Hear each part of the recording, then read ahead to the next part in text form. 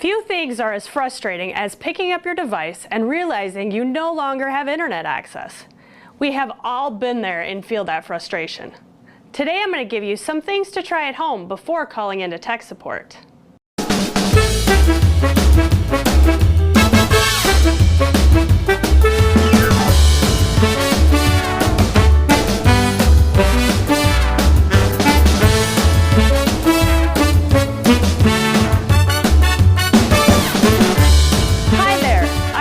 Swenson, a training and education consultant for Consortia Consulting, and today I will be providing some solutions to common Wi-Fi problems. Now, before I get into some of those specifics, I want to explain a bit about what Wi-Fi is. If you have a Wi-Fi connection in your home, it's because you have a wireless router connected to broadband. So what does that mean? Well, let's take a look at an example.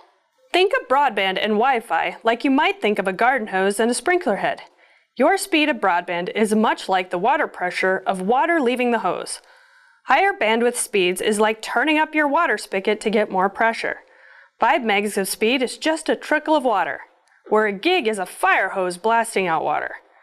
The sprinkler head you have at the end of the hose is much like your wireless router, distributing the signal in a more widespread area. In order to help figure out our common Wi-Fi problems and solutions, I wanted to address some of the frequently asked questions. Let's take a look at our first question. My husband and I are retired and have our internet through our local provider. It works wonderfully for us. However, it seems like any time the grandkids come to visit, the internet gets very slow for everyone. Why is that? And can it be fixed? Let's go back to the analogy of the water hose I mentioned earlier. Let's pretend you have just enough water pressure to do the things you do on a daily basis. Now imagine that your grandkids have showed up for a visit and connected their devices to your Wi-Fi. Each time they connect a device to your Wi-Fi connection, it's much like poking a hole in the garden hose. No one's getting good water pressure or a good signal. If this is a common problem for you, you might want to consider getting a faster speed on your internet. Contact your provider to find out what it will take to get a higher connection. Let's take a look at another question.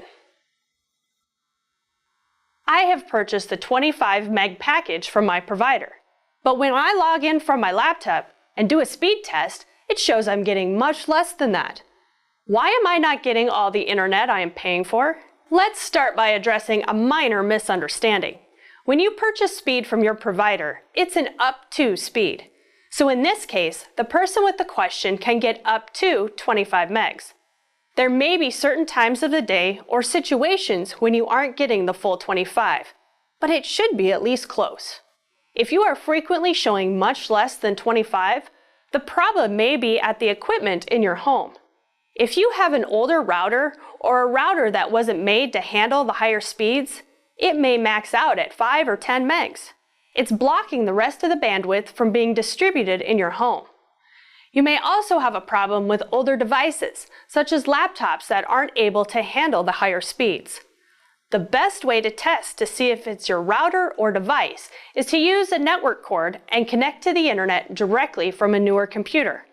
If you are getting close to your full speed amounts with that, but not with your wireless device, the problem is in your router and it's time for a new one. Okay. Let's take a look at our next question. Our internet signal is very strange in our home. There seems to be certain times the connection drops away completely or gets weak. There also seems to be certain locations in our home that gets better internet than others. Why is that, and can it be fixed? This can be very frustrating. You may need to relocate your wireless router. There are many things that can interfere with the router. You want the router located in a high, central location away from any items that could interfere with the signal. If your router has more than one antenna, you'll want to point these in 2 different directions, one vertical and the other horizontal, for the best coverage. There also could be interference from building materials such as concrete or brick walls. Water can also interfere with the signal, so avoid putting it near a fish tank or water cooler.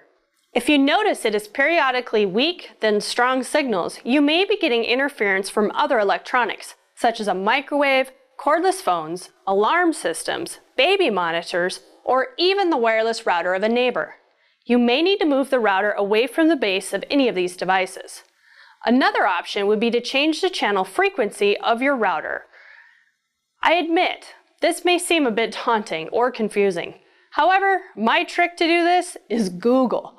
If you do a search online for how to change the channel used by my XYZ router, whatever the name of your router is, you will probably find some step-by-step instructions. Make sure you search for your specific brand and model of router.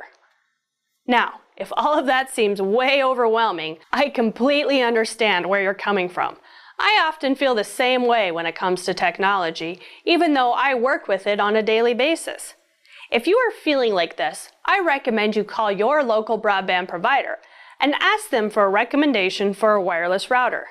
If it is one they recommend, they're more likely to be able to help you when you have problems. If you have a router that's older than 5 years, you will probably need a new one, and buying a cheap one off the shelf may not be worth it in the long run. If your provider offers managed routers, I definitely recommend you look at that option. They can set it up for you and manage any problems or issues that arise with it remotely from their offices. It can readily strengthen your signal and reduce your problems. Now, these are just a few of the problems you may encounter when it comes to your home wireless network. Hopefully, you were able to gain some insight on how you might fix some of these common problems. If you're still having issues, please contact your local broadband provider and they'll be happy to contact you. Thank you for watching, and I hope you will tune in again for another episode of Tech Tips by Consortia Consulting.